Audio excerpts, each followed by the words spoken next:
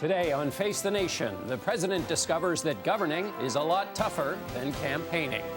It was a make-or-break week for President Trump's signature campaign promise to repeal and replace Obamacare. So he hit the campaign trail running. This is our long-awaited chance to finally get rid of Obamacare.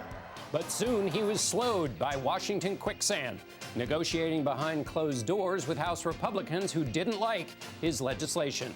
In the end, the closer was unable to close the deal with members of his own party. I will not sugarcoat this. This is a disappointing day for us. Doing big things is hard.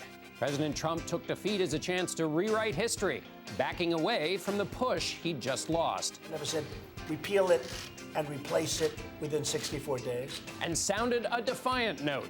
The best thing we can do, politically speaking, is let Obamacare explode. It is exploding right now. But it's not the only thing exploding. New revelations in the investigation into whether or not Trump campaign officials colluded with the Russians to influence the election sparked a partisan brawl in the House.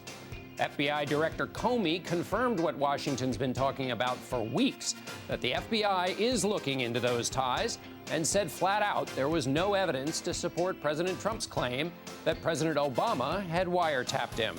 The FBI and the Department of Justice have no information to support those tweets. House Intelligence Chairman Devin Nunes did find new information relevant to the investigation. That on numerous occasions, the intelligence community incidentally collected information about U.S. citizens involved in the Trump transition. The president, also part of that incidental collection, his communications. Yes. We'll ask the top Democrat on the Intelligence Committee, Adam Schiff, why the chairman's revelation threatens to undermine the House investigation.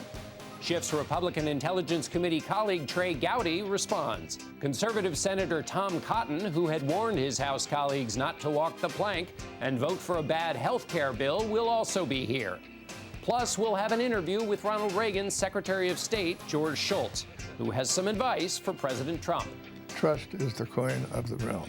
And we'll cover the rest of the week's events with our political panel, including the bright spot for the president. Supreme Court nominee Neil Gorsuch appears to be coasting to confirmation, despite a filibuster threat from Democrats. I have a canon of ethics that precludes me from getting involved in any way, shape, or form in politics. If true to his word, he'll be the only one in partisan Washington who does. It's all ahead on Face the Nation.